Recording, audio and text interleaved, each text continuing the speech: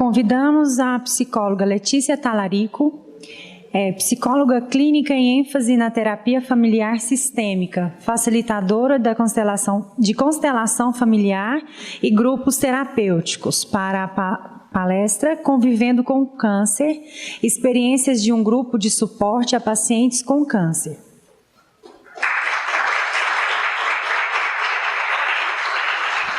Bom dia.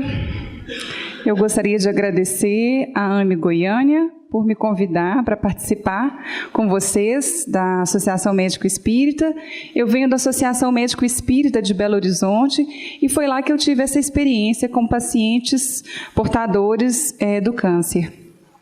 E como é que funciona esse grupo? Eu vou explicar rapidinho para vocês entenderem um pouco dessas experiências que eu vou trazer para vocês aqui hoje. O meu objetivo aqui é a gente poder refletir a partir dessas histórias, a partir do tratamento desses pacientes, a forma como nós hoje estamos levando as nossas vidas, a forma como que hoje nós estamos cuidando da nossa saúde, porque muitas vezes nós profissionais da saúde estamos adoecidos e não percebemos. Porque foi assim que eu percebi que eu também estava adoecida quando eu cheguei nesse grupo para trabalhar como terapeuta. A forma que nós estávamos levando a vida, eu e os outros profissionais. Depois eu volto nesse slide. Na última palestra o povo ficou rindo de mim, porque eu fiquei só nesse slide, falei 40 minutos sem passar nenhum slide. Mas hoje eu vou passar, tá? Tem até um videozinho aí no final. Então, o grupo chama GEPS, que é Grupo de Estudo de Espiritismo e Psico-Oncologia, da AMMG, e tem como objetivo oferecer ferramentas que visam a compreensão dos processos de adoecimento como propostas pessoais de cura do ponto de vista evolutivo, da saúde do ser integral. Então, muitas vezes chegavam pacientes lá dizendo assim, mas aqui vocês trabalham a cura, mas como é que é? Vocês vão dar um receituário mediúnico? Não. Aqui a gente trabalha o convite à autorreflexão, o convite a cada um buscar onde foi que pessoa adoeceu. E é interessante que, como a Ana Paula disse, eu não preciso ter grandes traumas para adoecer. É isso que é interessante, é isso que a gente precisa ficar atento e que nós não prestamos atenção. Nós vamos levando a vida assim, a gente trabalha, a gente não presta atenção na gente não presta atenção nos nossos mecanismos e, de repente, a gente adoece. E a gente vai falar, mas por que comigo? Eu sou uma pessoa tão trabalhadora da casa espírita.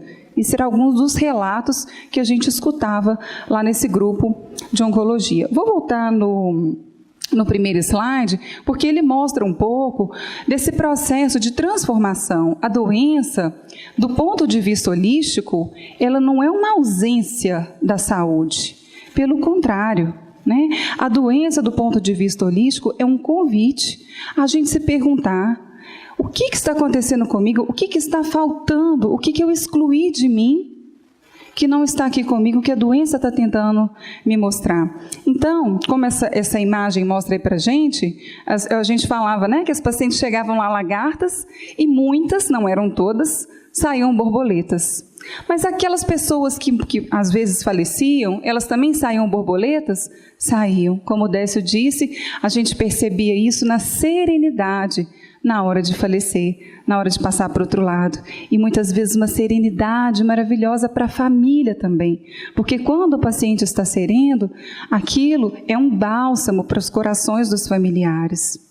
E é muito difícil esse tratamento para os familiares, porque o familiar ele não consegue enxergar, claro, né, a força que o paciente muitas vezes vai adquirindo de enfrentar processos tão difíceis. E aí eu gosto de usar um termo da terapia familiar sistêmica, que é a nossa fidelidade inconsciente, que a gente via muito isso no tratamento dos familiares, porque lá nesse grupo, os pacientes, eles eram atendidos em grupo. Então, nesse grupo, a gente trabalhava várias questões, a gente fazia grupoterapia, a gente fazia constelação familiar, a gente tinha a nossa mentalização, que era para mentalizar a fonte, dali eles faziam mentalização em casa também, a fonte de cura. A gente brincava um pouco com essas imagens, imagens positivas. E a gente percebia que nos atendimentos às famílias com câncer, os familiares tinham essa fidelidade inconsciente. Como que funcionava isso? Então, Então, às vezes estava lá a irmã com câncer de mama, e aí a irmã que estava saudável, o que ela dizia lá no grupo da família? Gente, tem hora que eu fico pensando, podia ser metade da dor para minha irmã, metade para mim. Ou seja, olha onde o familiar começava a vibrar. E esses familiares caminhavam muitas vezes na vida de uma forma muito pesada. Por quê? Porque era difícil suportar que eu tinha saúde, mas a minha irmã querida não tinha. Mas como é que a gente ia fazer, esse familiar enxergar que aquela pessoa que estava lá adoecida estava adquirindo uma força para ela suportar o processo dela? Ela estava fazendo esse processo de transformação da lagarta. Por isso que os familiares precisam ser trabalhados quando a gente atende o paciente com câncer. Porque senão acontece o seguinte, como a gente viu lá muitas vezes, o familiar às vezes não ia, ele ia só depois que o irmão tinha falecido ou que a filha tinha falecido, passava um pouquinho, quem estava com câncer também? O familiar. Ele ficava extremamente, às vezes, culpado por ter tanta saúde, pela vida dele ser tão leve, mas daquela pessoa querida ser tão pesada, a vida. Então, eu falo que assim, nós somos espíritos ainda muito crianças, porque nós temos dificuldade de nos colocar no lugar do outro e de reconhecer a força do outro. Não estou dizendo aqui que por isso, que pelo fato do outro ter força, eu não vou ajudar uma pessoa, perto de mim, que está com a doença. Mas de que forma eu vou ajudar? Querendo salvar? Ou eu consigo suportar a dor que aquela pessoa está passando e suportar que eu não vou conseguir salvar aquela pessoa? Porque esse sentimento de fidelidade inconsciente, ele nos coloca dessa forma. Muitas vezes fragilizados na vida, mas a gente acha que a gente está ajudando, a gente acha que a gente está com muita força. Na verdade, não. Eu preciso fazer o exercício de reconhecer a força do outro. E nós temos dificuldade de fazer isso. E aí, qual que é o primeiro passo para esse paciente enfrentar a doença? Primeiro que não é só enfrentar, vamos caminhar? Vamos ver o que essa doença tem para me dizer? A coisa mais difícil para um paciente oncológico é se tornar paciente. E aí eu estava sentada ali, aguardando a hora de falar, e estava lembrando que os pacientes mais difíceis de se conectarem a esse lugar, porque para eu passar por um tratamento, eu preciso ser paciente, não preciso? Eu preciso confiar no meu médico, eu preciso confiar no meu psicólogo, eu preciso confiar na quimioterapia, eu preciso confiar. Mas essa era a parte mais difícil.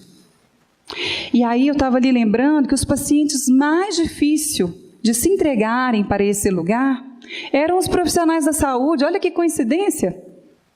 Por que será que nós, profissionais da saúde, temos tanta dificuldade em confiar na vida?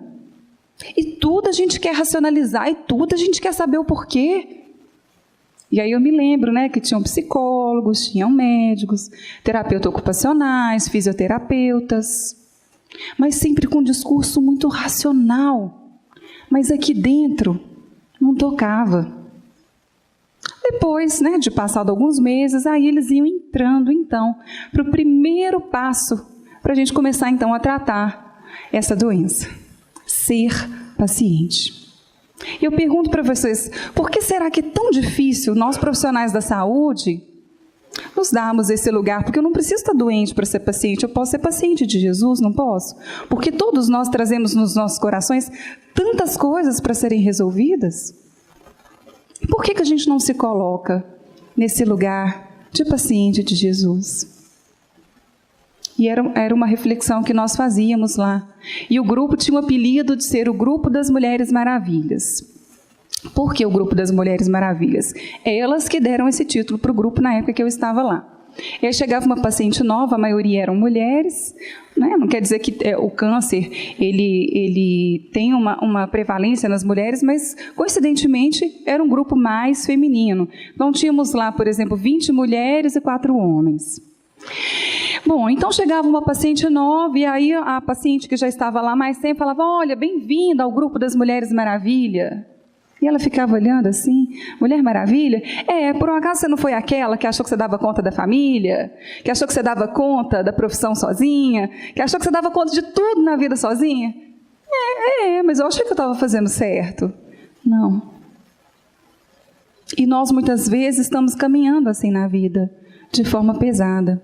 Essa era a primeira discussão que a gente fazia no grupo. De que forma eu estou caminhando na minha vida?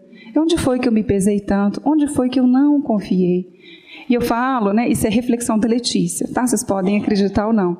Mas eu observei, então, no grupo, que a gente tem várias posturas de rebeldia diante do Criador. E que essa era uma delas. Não, então melhor eu não confiar muito não, porque já que é muita coisa difícil aqui para enfrentar nessa vida, é trabalho, é essa família que não me entende, as coisas que eu vivo falando para minha mãe, mas ela não obedece, então pode deixar que eu vou me virar sozinho. E aí eu começo a entrar numa postura de uma rigidez muito grande, somado muitas vezes às experiências que eu tive lá na infância, de uma dificuldade de confiar na minha mãe, uma dificuldade de confiar no meu pai. Somar as experiências de outras vidas, da minha dificuldade de confiar no outro. E isso aparecia lá no nosso grupo, também, essa postura de rebeldia. Pode deixar que eu faço. Não vai fazer para mim, não? Então eu vou fazer. Vida, você não vai me ajudar, não? Então pode deixar que eu faço sozinha. E aí a gente começa a adoecer também, porque a vida começa a ficar muito pesada. Mas aí, para eu esquecer desse sentimento, eu tenho que trabalhar muito. Para eu esquecer desse sentimento que me incomoda, de muitas vezes assim, gente, mas será que é isso mesmo? Ao invés de eu olhar para a minha dor, eu começo a caminhar na vida como se eu tivesse que dar conta de tudo sozinha. E assim que muitos profissionais da saúde faziam, quando chegavam lá no grupo, eles tinham essa oportunidade de refletirem sobre a forma que estavam levando a vida. Mas aí tinham outros pacientes também, muito vitimizados na vida. Porque minha vida foi assim, e foi assim que aconteceu. Aí eu falo que é a outra postura da rebeldia. Então, no modo de ver da Letícia, eu vejo essas duas posturas. Eu vejo a postura, pode deixar, eu dou conta sozinha, vamos lá e vamos fazer. E aí eu trabalho demais, eu exagero nas minhas atividades, eu não descanso, porque eu acho que eu tenho que fazer. Até para eu não ter que lidar com esse sentimento de abandono. Porque ele vai aparecer em algum momento. E a hora que ele aparecer, o que eu vou precisar fazer? Eu vou precisar voltar lá na minha história da minha infância. O que eu anotei lá no meu caderninho do inconsciente? Eu falo muito nas palestras que cada um tem um caderninho aí do inconsciente. E lá no meu caderninho do inconsciente pode estar escrito assim: mamãe saía de casa e voltava tarde. Papai reclamava, você está me traindo. Mamãe é uma pessoa que eu não posso confiar. Pronto, está lá meu primeiro tópico do caderninho. É o caderninho do inconsciente. Aí eu observava meu pai. Isso aqui eu estou inventando, Cada um tem o seu caderninho do inconsciente. Papai era muito sacrificado porque fazia as atividades diárias da casa, do lar, e minha mãe não olhava por ele. Eu, então, preciso ficar perto do meu pai o resto da vida, porque ele sofre muito, porque não tem ninguém do lado dele. E aí a gente vai levando a nossa vida assim. Isso se estende também para as relações de casais, não é? Até na dificuldade com o diálogo. Então, muitas vezes, o meu caderninho está assim: eu me sinto amada quando o meu marido me escuta. Mas lá no caderninho do meu marido, ele nem sabe que eu estava falando mal dele nas palestras, ele está aqui hoje.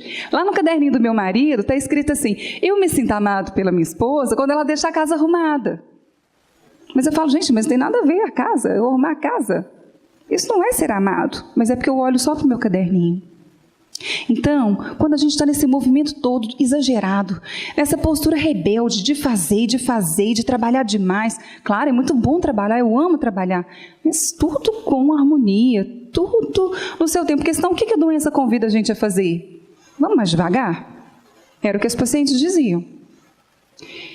Então, eu posso me convidar a fazer essa reflexão. O que está no meu caderninho sobre a confiança? Em quem que eu não confiava? É porque eu achava que a minha mãe tinha essa postura, e o meu pai tinha aquela outra postura? Então eu não posso confiar? Porque está tudo nos caderninhos que vocês anotaram aí do inconsciente.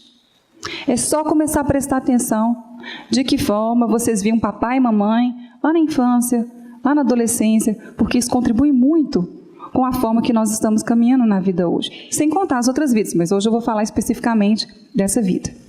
Tá? Então, essa era uma das reflexões que nós fazíamos no grupo, esses caderninhos que nós anotamos. E é interessante porque cada paciente trazia uma anotação diferente.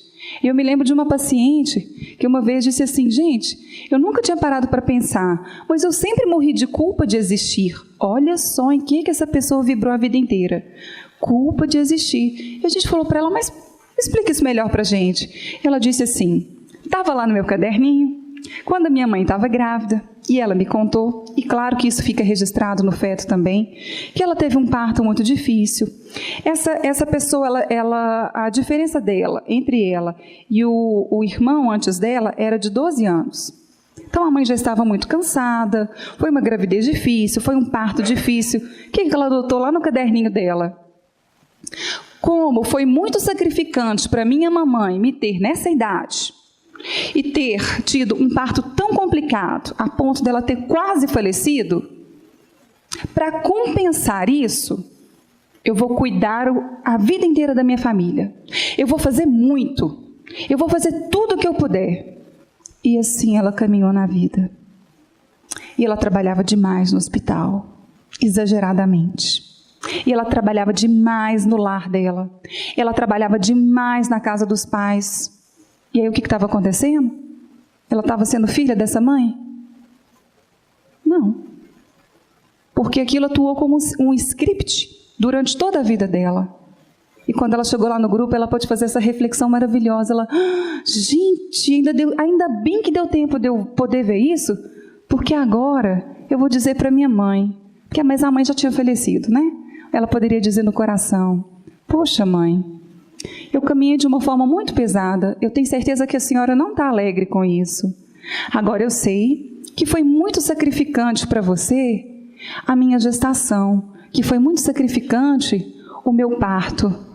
Mas em homenagem a isso, eu vou viver a vida com muito mais alegria, respeitando a hierarquia entre eu e meus irmãos, respeitando aquilo que eu não posso mudar nos meus irmãos, nos meus filhos, que eu posso me reconectar à saúde novamente. E, de fato, essa pessoa conseguiu fazer esse movimento, que foi um movimento de coração. Então, o que não está no nosso inconsciente, dentro desses scripts que nós vamos criando nos nossos caderninhos, desde o período da gestação, e que depois aquilo começa a valer para o resto da vida? E eu pergunto para vocês, essa pessoa que carregou isso a vida inteira, que estava lá carregando a culpa desse parto, dessa gestação difícil, carregando uma culpa que a mãe não pediu para ela carregar, de forma alguma, mas ela de alguma forma interpretou aquilo. E os irmãos já estavam de saco cheio dela, porque ela queria ajudar todo mundo. Pensa, a caçula. Oi? A última, querendo lá dar pitaco na vida da filha, da irmã mais velha. E aí, como eu falo muito, né, lá no Segal, ado, cada um no seu quadrado. Porque senão vai dar confusão. Eu querer ser mãe da minha mãe é a mesma coisa que eu dizer para minha avó: ó, avó, sua educação não foi boa, não. Você não deu o abraço da minha mãe, você não cuidou dela direito. E há 12 anos atrás eu descobri que eu estava querendo ser melhor que a minha avó e que meu avô. Porque no fundo eu morria de dó do jeito que minha mãe caminhava na vida. E aí vocês acham que eu caminhava de uma forma leve ou pesada? Pesadíssima. E que delícia que foi, aqui no coração, tá? Não falei isso para minha avó, não. Devolver minha mãe para os braços dos pais dela. E aí eu pensei assim: ô mãe, não disse isso não, tá? Só no coração. Eu vibrei nisso. Ô mãe, agora eu estou te devolvendo para o seu pai, para sua mãe. Isso aqui agora é com você. E eu volto para o meu lugar de filha. E a gente fazia isso lá no grupo também. Então, as pacientes iam refletindo a origem dela, a história delas, os scripts que cada uma trazia no seu inconsciente. E nós fazíamos isso através de quê? Da grupoterapia, da terapia individual. Fazíamos isso também através de reflexões, a gente levava texto. Inclusive, nós também estimulávamos as pacientes a recordar de coisas boas. E nós gravamos uma certa época lá um CD da adolescência. Então, cada uma ia falando uma música que lembrava da adolescência e que era legal, que era gostoso, o que elas faziam. E assim, dessa forma, elas iam se reconectando à parte saudável que elas tinham esquecido. Porque a gente culpa muito o outro por não conseguir viver os nossos sonhos. Mas eu não preciso ter grandes sonhos para sonhar. Às vezes, poder escutar uma música e poder cantar alto, e poder dançar, e poder lembrar de alguma coisa, isso já me faz tão feliz. Mas aí depois a gente fala assim, não, mas meu marido não gostava disso. Então, por isso eu parei de fazer. Não, mas ele não me incentivava, ele não me estimulava. E ali elas começavam a reaprender, a trazer essa bagagem saudável de volta. E foi muito bacana no finalzinho, vou mostrar para vocês um pouquinho da roda que a gente fazia quando um paciente ganhava alta. E o que era ganhar alta para o grupo? É quando o paciente, então, estabilizava a doença, porque poderia ter recidiva, né, depois de 1 ou 2 anos, mas era o primeiro momento, daquele primeiro ano de tratamento, ele tinha lá o tratamento médico, o nosso grupo era só um apoio, tá? Se não tivesse com o médico, não podia nem chegar no nosso grupo. Então, ele ali recebia um apoio para poder fazer a caminhada dele, poder rever esses scripts, né, da vida que ele registrou, os caderninhos, onde cada um esqueceu de si, onde a pessoa adoeceu. E assim ia caminhando o nosso grupo, até virarem borboletas. Muitos, às vezes, faleciam, mas com essa paz, serenidade, e outros, realmente, a doença não retornava. E a gente fala que para se tornar um paciente, né, a gente observava isso, eles passavam por processos, né, e para conseguir chegar aceitar ser paciente, qual que era o primeiro impacto? Da negação. Então, às vezes, chegava um paciente lá, segunda sessão de grupo, já fazia amizade com todo mundo, eu queria pedir licença para organizar uma festa aqui para todo mundo, porque aqui é muito bom, todo mundo é muito alegre, e aquela euforia, mas muitas vezes a euforia, que é eu fora de mim, não nos deixa conectar com aquilo que é essencial. Letícia, mas tem que sofrer? Não. Eu só preciso me conectar para eu fazer o meu processo de transformação. Mas a euforia engana, a euforia não é alegria. Eu não preciso de barulho para estar alegre.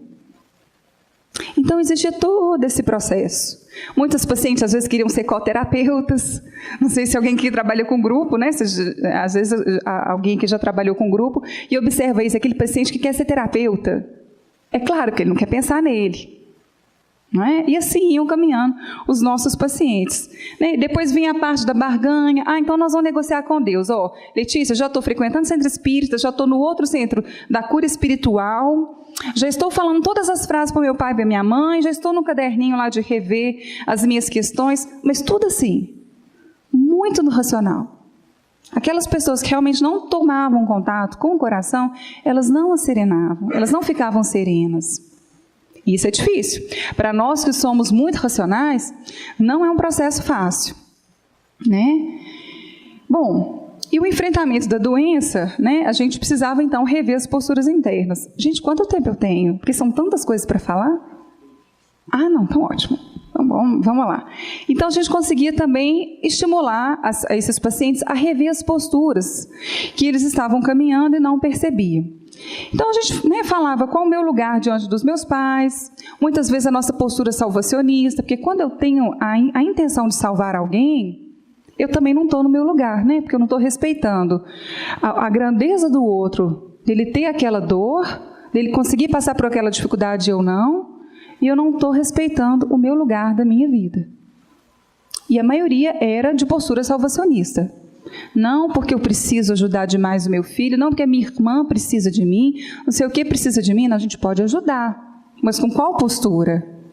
Respeitando os limites do outro. Respeitando que muitas vezes não vai ter resultado. Mas não era assim que as pessoas viam, os outros estavam precisando de ajuda. Okay? A postura diante do trabalho, esse amor infantil. O que é esse amor infantil? É quando, então, eu vejo lá, né, a minha irmã adoecida, e eu falo assim, agora que ela se foi, a minha vida não tem mais sentido. E o que acontece? A pessoa deprime. E aí, nesse amor infantil, a gente trabalhava muito a questão da despedida, a questão da morte. Porque muitos espíritas acham que trabalhar a morte é explicar o processo. Não. Eu vou passar por um processo de raiva, vou ter raiva, porque a minha mãe se foi quando eu era tão nova. E quem não faz esse movimento de colocar esses sentimentos para fora, vai guardar isso e nunca mais vai querer saber notícia da mãe. Então eu preciso me conectar com os sentimentos que eu tive diante daquela perda.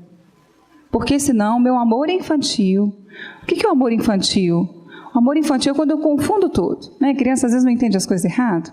Porque criança é assim, ó.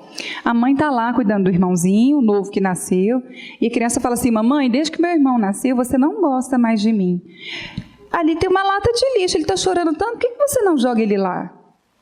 Tinha uma amiga que ela estava com um bebê novo, ela contou, eu falei, Letícia, você acredita? Que ele falou assim, não, joga lá, porque estava vendo o desespero da mãe. Então, nosso amor infantil é assim, interpreta as coisas de uma forma um pouco errada, e às vezes a gente faz isso diante da morte. De que forma que a gente pode trabalhar a perda de um ente querido? E a gente trabalhava muito isso no grupo das famílias. Hoje eu estou falando de uma forma mais geral, tá? De que forma que a gente pode fazer isso? Primeiro, aceitar os sentimentos que estão vindo. Eu tenho raiva, muita raiva da minha irmã ter ido embora. A gente tinha tanta coisa planejada para viver juntas. Então, primeiro nós vamos aceitar mesmo, dá muita raiva. E aí depois a gente ficava atento para ver se aquela pessoa, aquela irmã que tinha perdido a outra, né, a outra irmã, se ela não estava entrando num processo de seguir a irmã que tinha falecido. O que é seguir? A gente segue através do amor infantil. Então tem muitos mortos-vivos aqui que estão mortos na vida porque ainda estão com esse sentimento de amor infantil, de ter perdido alguém e só metade está aqui, porque a outra metade está lá com outra pessoa. E a gente vê isso o tempo todo. Não é? A vida ela não tem aquela energia, ela não tem aquela disposição, porque um pedaço de mim se foi quando aquela pessoa querida também se foi. Então, primeiro eu vou identificar, e depois eu vou observar se tem esse amor infantil, com todo o respeito que eu falo, que é amor infantil, que é a nossa condição. O outro se foi, mas eu não me sinto merecedora de viver uma vida tão boa e meu ente querido lá do outro lado. Mas aí a gente levava as pessoas também a refletirem um pouco sobre isso. Mas olha, vamos refletir um pouquinho. Se você tivesse falecido, então vamos supor que você perdeu sua mãe. Então se coloque no lugar da sua mãe. Isso depois já de ter saído daquelas emoções, da raiva, da tristeza, ok? Primeiro de acolher. Então vamos supor que você esteja agora no lugar da sua mãe. Qual frase é mais agradável para você como mãe receber? Então, sua filha, você é a minha mãe que faleceu. Vocês entenderam? A pessoa se colocava no lugar da própria mãe que tinha falecido. E aí a gente dava 2 frases para ela poder então perceber um pouquinho em que postura ela estava vibrando. Porque eu preciso levar o meu paciente a refletir onde é que ele está vibrando. Né? E às vezes ele refletia que ele estava mortinho, morto-vivo, no amor infantil.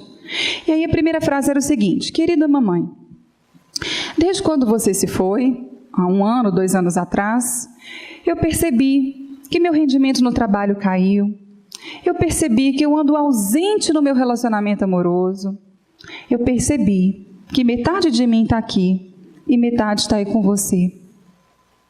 A minha vontade, querida mamãe, é poder ir embora. Não estou falando de suicídio, não.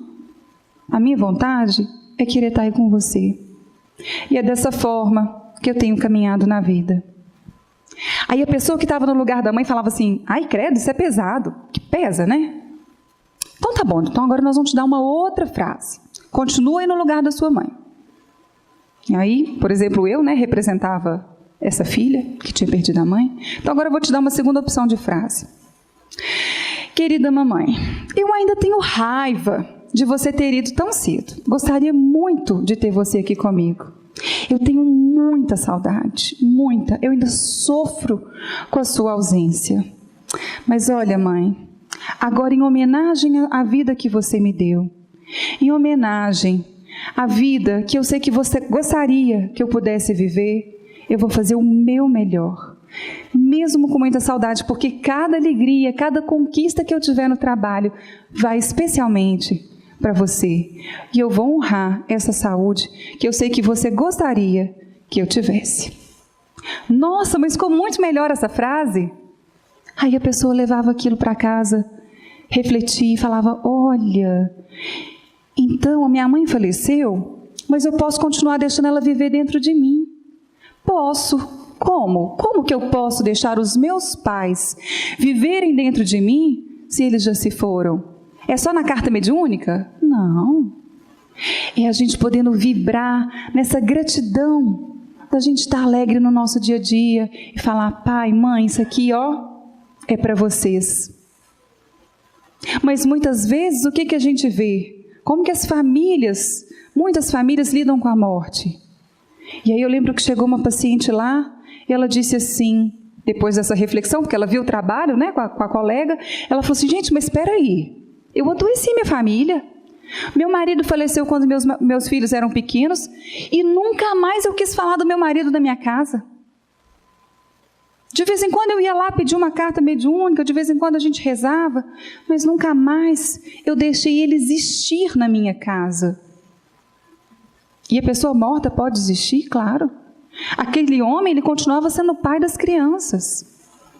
E aí ela contou pra gente que ela chegou em casa, depois da reflexão, né, que ela viu da colega, ela chegou em casa e disse para os filhos: olha, desde quando seu pai se foi, eu tentei ser pai e mãe de vocês. E eu descobri que eu escondi de vocês o grande amor da minha vida. E eu descobri que eu poderia ter contado para vocês lindas histórias. E eu descobri também que hoje ele volta a existir no meu coração. Ele pode não estar aqui nessa cadeira, mas ele está em cada pedacinho de vocês. E agora, quando eu olhar nos olhos de vocês, eu vou me lembrar dele com muito carinho, com muita saudade. E esse pai voltou a existir nessa família. E ela pôde depois trazer para a gente: nossa, os meus filhos andam numa alegria. Mãe, me conta mais a história do meu pai. E muitas vezes o que a gente faz? Não posso falar mais disso. E aí eu falo que metade da gente está morto, metade de nós está vivo. E esse era um dos trabalhos que a gente fazia com os pacientes e com os familiares.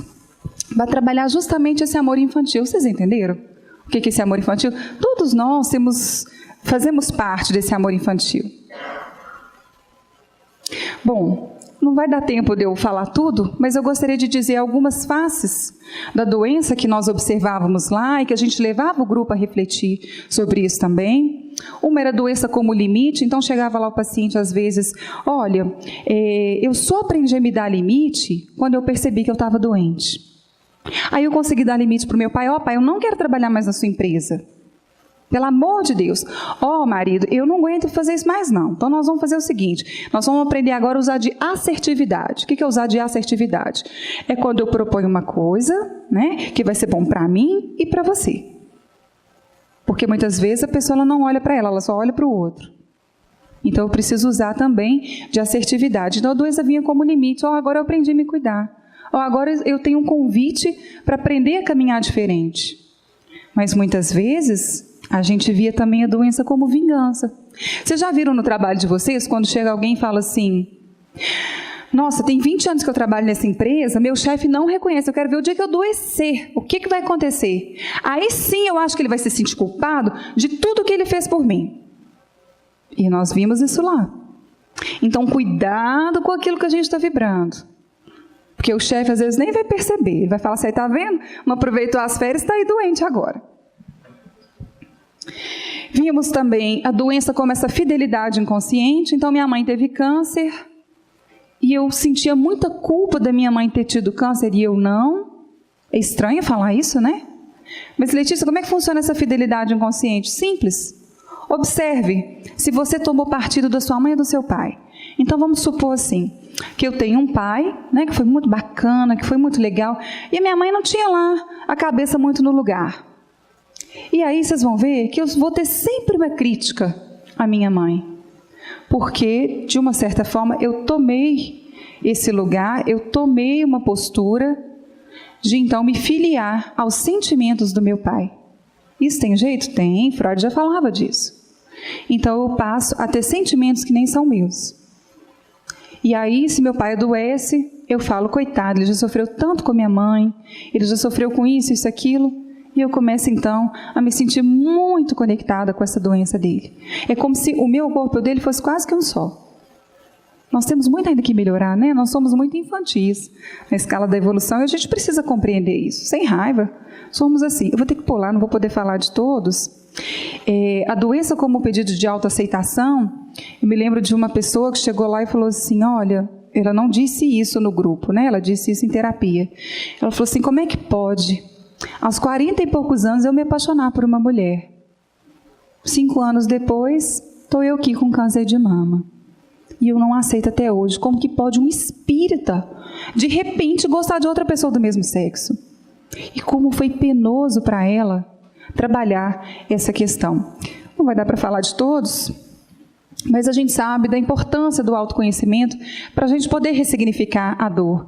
Eu gosto muito dessa imagem da janelinha, porque assim, né, eu começo a falar então da minha dificuldade de ser paciente, aí eu abro mais uma janelinha, a minha dificuldade de confiar, o que eu registrei com meu pai e com minha mãe, e de que forma que eu estou caminhando na vida. Uma janela vai abrir na outra. E aí eu vou observando as minhas janelas e o que eu fui registrando. Da família como tratamento, eu já disse, não é? E a gente precisa ser honesto com a gente mesmo. O que eu estou sentindo? Onde que eu estou vibrando? O que está acontecendo? Eu perdi alguém, estou morto-vivo? Estou, mas então vamos fazer alguma coisa para ser diferente? E aí, a Rose, que é uma psicóloga lá do grupo, ela está no nosso livro da Psico-Oncologia, quem quiser adquirir pode entrar no site da AMI-MG, tem o nosso livro lá, que conta um pouco dessas histórias. Não são histórias trágicas, tá, gente? Mas são histórias que a pessoa se desenvolveu, que a pessoa teve uma serenidade para falecer. Muito lindo o livro. Oi? Ah, tem? Ah, obrigada. E ela disse assim, é fascinante constatar que não trabalhamos somente de uma maneira localizada, curando sintomas e doenças, mas como ser imortal, transcendente e eterno, que pode atuar criativamente sobre as células que governa, harmonizando-as. Muitas vezes o organismo físico não se cura. Constatamos, porém, uma paz emocional e espiritual profundas, um sentido crescente de transcendência, de pertencer, que traduzem, acreditamos, a cura se processando nas dimensões mais profundas do ser. Para a gente encerrar aqui, eu gostaria de passar um vídeo que foi um dos eventos que nós fizemos lá, que era a alta de alguns pacientes, então tinha alguns retornando, tinham outros pacientes que estavam começando, e esse dia era um dia especial porque era alta, entre aspas, de alguns pacientes. E uma pessoa de lá resolveu trazer uma amiga, que ela gostava muito, para cantar uma música e fazer uma roda, porque a gente fazia muito isso. Trabalhar esses recursos terapêuticos que acessa a nossa criança interna, mas não a nossa criança pirracenta, que a gente tem uma criança pirracenta dentro da gente, mas a nossa criança saudável. E o convite que eu faço aqui para vocês, né, é a gente aproveitar dos pacientes que a gente atende, para a gente observar que postura que eu estou adotando diante da vida, né, se eu estou numa postura de rebeldia contra Deus, se eu estou, em qual postura eu me encontro, naquela postura assim, pode deixar que eu vou dar conta de tudo e vamos fazer, sem respirar, ou naquela postura, deixa a vida me levar, a vida leva eu, e o que agora acontecer de bom, isso que é confiança. Não, isso é rebeldia. Isso que é confiar. Não, agora eu estou tranquilo, mas tranquilo assim, né, com raiva. Primeiro eu briguei, agora eu estou falando que eu estou tranquilo. Não estou tranquilo. Eu estou pé da vida com a vida e estou esperando alguma coisa acontecer, que no fundo eu estou assim, quero ver se a vida vai me trazer algo de diferente. Eu gostaria de finalizar com esse vídeo, não pode fotografar, não pode filmar, tá? Elas deixaram passar esse vídeo e foi um pouquinho da experiência que eu tive lá. Agradeço profundamente a esse grupo que me ensinou, né, que me alertou que eu estava em posturas erradas, que eu não estava ado no meu quadrado de filha, e é muito importante a gente estar no nosso quadrado, e me alertou também para essa correria, para essa euforia que a gente vive no nosso dia a dia. Que os nossos pacientes possam ser estímulos para a gente poder modificar a nossa forma de caminhar na vida.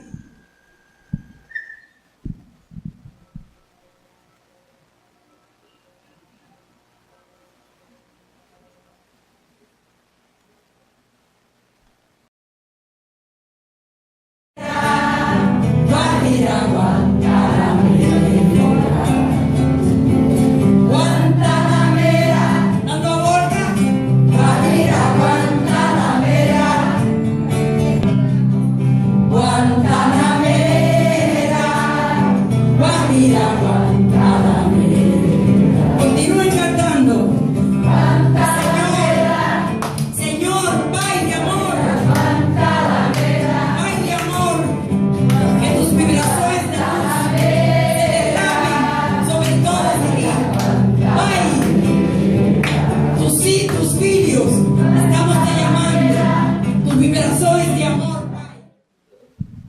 Era só um pouquinho para mostrar para vocês, né, que ao invés de um grupo que ficava só falando das dores, das dificuldades, não.